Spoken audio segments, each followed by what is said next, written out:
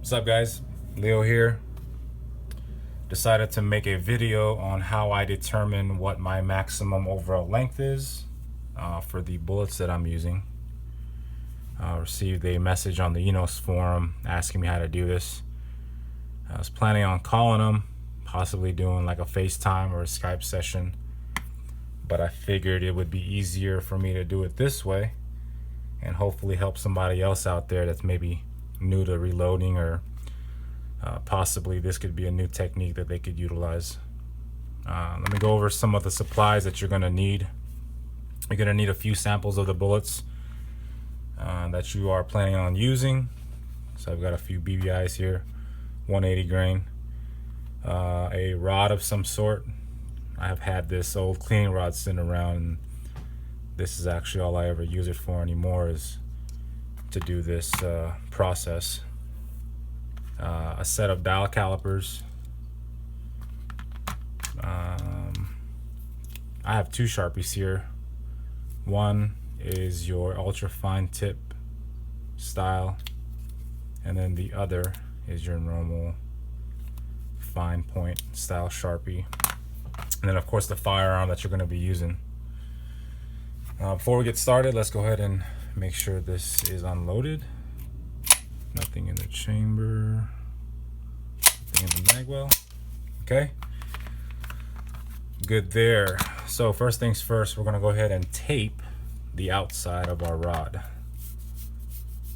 Painter's tape, I have painter's tape laying around for dry fire targets that I put up on the walls, but masking tape, this style of tape would work perfect. So you're just gonna wanna tape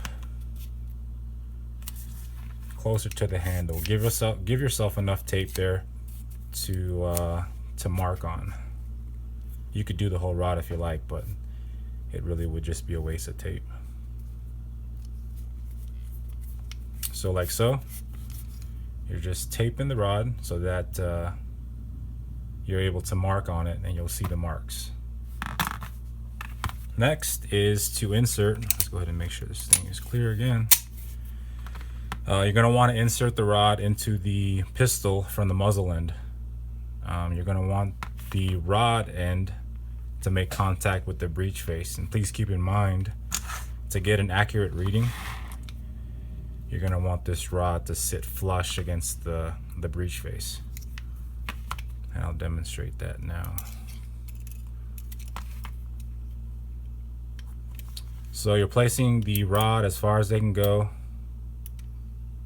ensuring that it is not hitting possibly your extractor hook, and that it is flush against the breech face. One thing to keep in mind is you want to try and keep the rod as parallel to the barrel as possible. You don't want it angled in there. It'll give you a longer reading.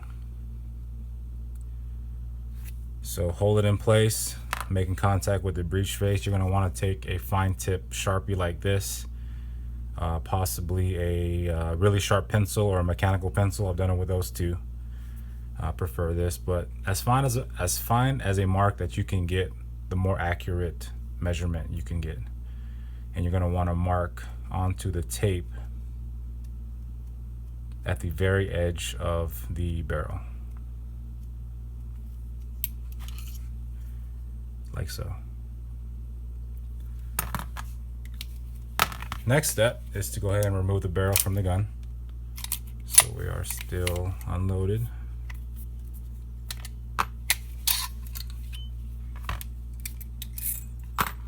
So all you're doing is removing the barrel from the gun, and you are taking a sample of one of your bullets and simply placing it into the barrel.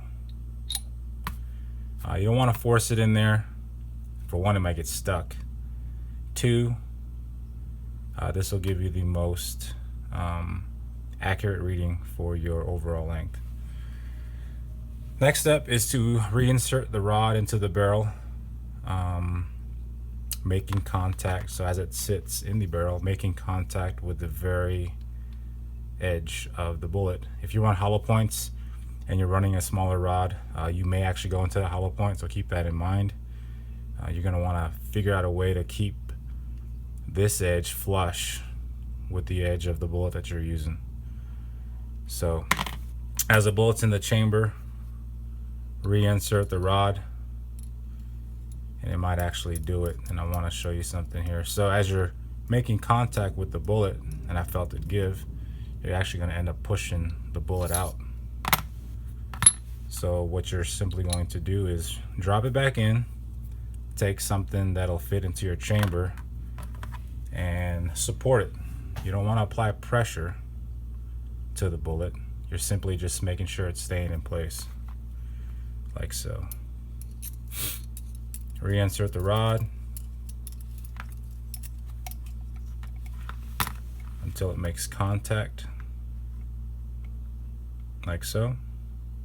And of course, trying to keep the rod as parallel to the barrel as possible. I actually got lucky with this rod because as it sits off the table here, it's almost a perfect shot into the barrel. So making sure the bullet is still supported and making contact with the tip of the bullet, you want to place another mark at the end. At the end of your barrel.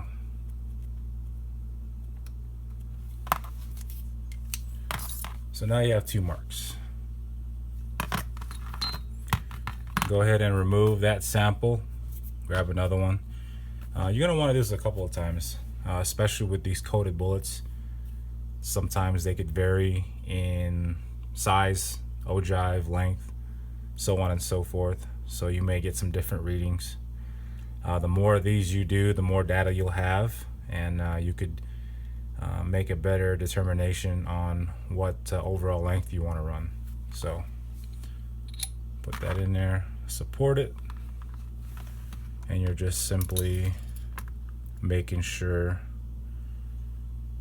your line is where it should be. So that's about right for that sample. Take another one.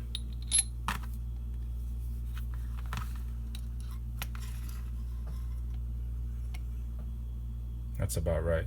And sometimes you'll see some that are, you know, further in, or maybe won't go in as far into the chamber. Like I said, the more times you do this, the more data you'll have to determine what overall length you want to use. So I've actually done this, of course, already in the past when I was developing loads for this gun, for these guns. So I'll stop there. So now that you have 2 marks on your rod, you're gonna want to take your dial caliper, make sure it's zeroed, and measure the 2 lines.